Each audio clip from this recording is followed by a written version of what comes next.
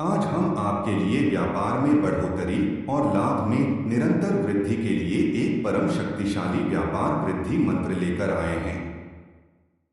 इस मंत्र को प्रतिदिन अपनी दुकान, ऑफिस या व्यापार स्थल पर मोबाइल में 108 बार चलाकर श्रद्धा और विश्वास के साथ सुनें। यदि आप इस मंत्र को लगातार 90 दिनों तक सुनते हैं तो इसकी सकारात्मक ऊर्जा और प्रभाव को आप स्वयं अनुभव करेंगे। यह मंत्र नकारात्मक बाधाओं को हटाकर ग्राहक वृद्धि, धन आगमन और व्यापार स्थिरता में सहायक माना जाता है। श्री श्री परम सिद्धि व्यापार वृद्धि नमः। ओम श्री श्री परम सिद्धि व्यापार वृद्धि नमः।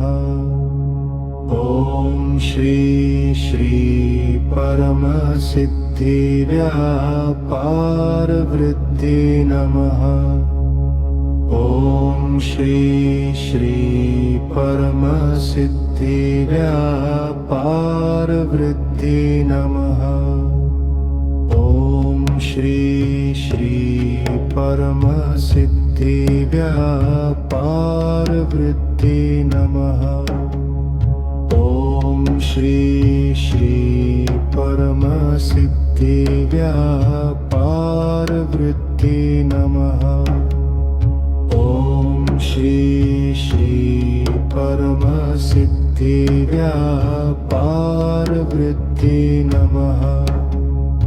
ओम श्री श्री परम सिद्धि व्यापार वृद्धि नमः। ओम श्री श्री परम सिद्धि व्यापार वृद्धि नमः। ओम श्री श्री परम सिद्धि व्यापार वृद्धि नमः। ओम श्री श्री परम सिद्धि व्यापार वृद्धि नमः। ओम श्री श्री परम सिद्धि व्यापार वृद्धि नमः। ओम श्री श्री परम सिद्धि व्यापार वृद्धि नमः। ओम श्री श्री परम सिद्धि व्यापार वृद्धि नमः। ओम श्री श्री परम सिद्धि व्यापार वृद्धि नमः। ओम श्री श्री परम सिद्धि व्यापार वृद्धि नमः। ओम श्री श्री परम सिद्धि व्यापार वृद्धि नमः। ओम श्री श्री परम सिद्धि व्यापार वृद्धि नमः। ओम श्री श्री परम सिद्धि व्यापार वृद्धि नमः। ओम श्री श्री परम सिद्धि व्यापार वृद्धि नमः। ओम श्री श्री परम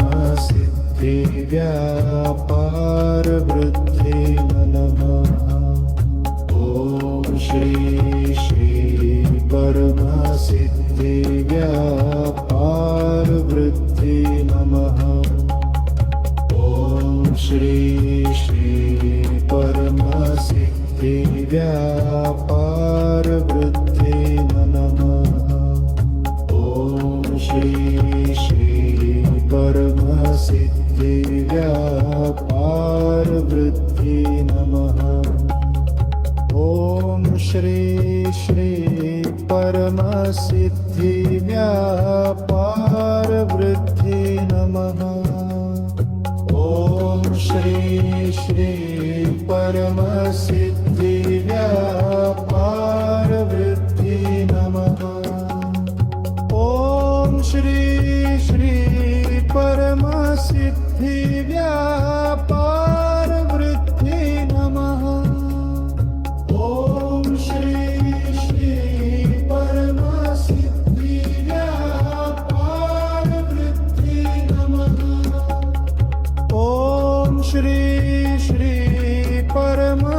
सिद्धि व्यापार वृद्धि नमः।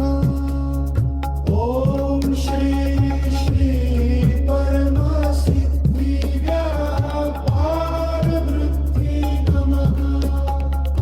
ओम श्री श्री परम सिद्धि व्यापार वृद्धि नमः। ओम श्री श्री परम सिद्धि व्यापार वृद्धि नमः। ओम श्री श्री परम सिद्धि व्यापार वृद्धि नमः। ओम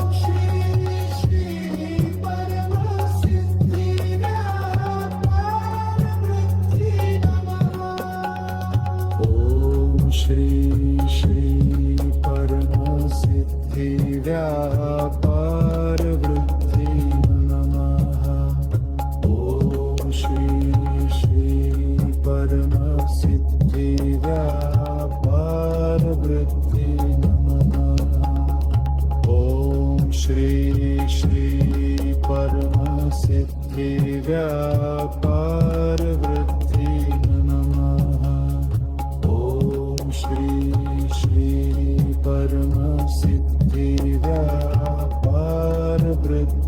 नमः।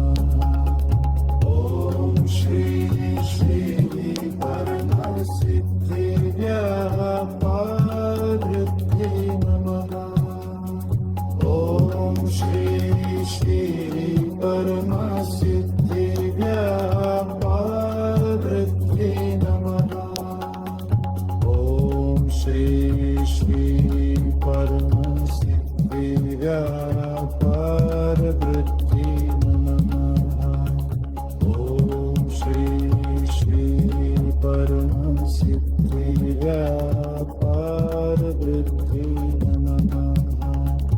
ओम श्री श्री परम सिद्धि व्यापार वृद्धि नमः। ओम श्री श्री परम सिद्धि व्यापार वृद्धि नमः। ओम श्री श्री परम सिद्धि व्यापार वृद्धि नमः। ओम श्री श्री परम सिद्धि व्यापार वृद्धि नमः। ओम श्री श्री परम सिद्धि व्यापार वृद्धि नमः। ओम श्री श्री परम सिद्धि व्यापार वृद्धि नमः। ओम श्री श्री परम सिद्धि व्यापार वृद्धि नमः। ओम श्री श्री परम सिद्धि व्यापार वृद्धि नमः। ओम श्री श्री परम सिद्धि व्यापार वृद्धि नमः। ओम श्री श्री परम सिद्धि व्यापार वृद्धि नमः। ओम श्री श्री परम सिद्धि व्यापार वृद्धि नमः। ओम श्री श्री परम सिद्धि व्यापार वृद्धि नमः।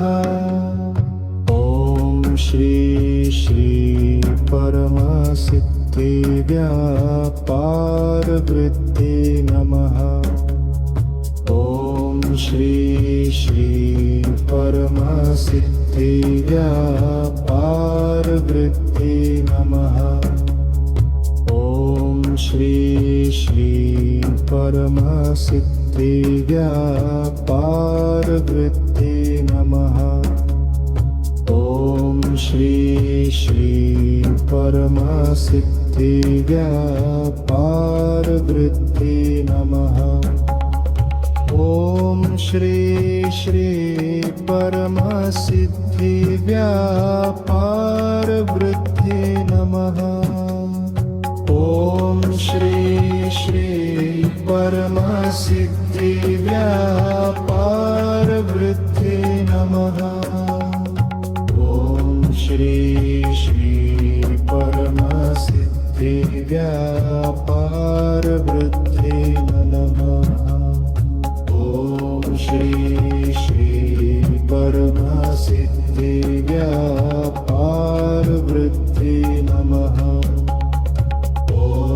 श्री श्री परमसिद्धि व्यापार वृद्धि नमः। ओम श्री श्री परमसिद्धि व्यापार वृद्धि नमः।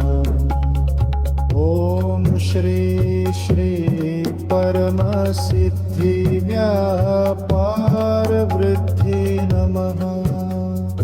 ओम श्री श्री परमसिद्धि व्यापार वृद्धि नमः। ओम श्री श्री परमसिद्धि व्यापार वृद्धि नमः। ओम श्री श्री परमसिद्धि व्यापार वृद्धि नमः। ओम श्री श्री परमसिद्धि व्यापार वृद्धि नमः। ओम श्री श्री परमसिद्धि व्यापार वृद्धि नमः। ओम श्री श्री परमसिद्धि व्यापार वृद्धि नमः। ओम श्री श्री परमसिद्धि व्यापार वृद्धि नमः। ओम श्री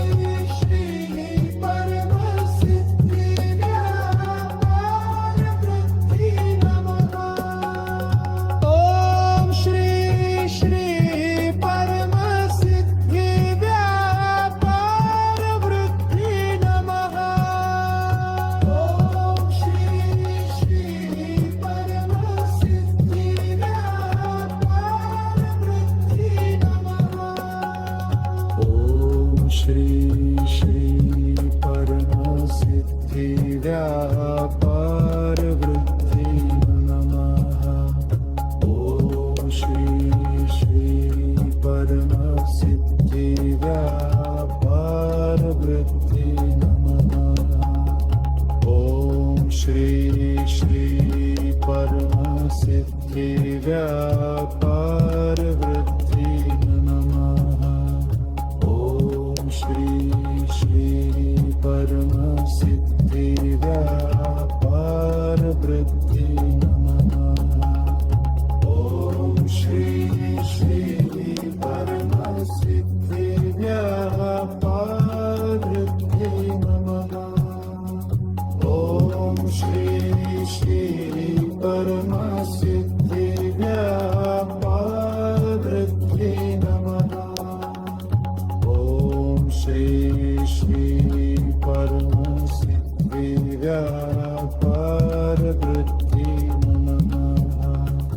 ओम श्री श्री परमसिद्धि व्यापार वृद्धि नमः। ओम श्री श्री परमसिद्धि व्यापार वृद्धि नमः। ओम श्री श्री परमसिद्धि व्यापार वृद्धि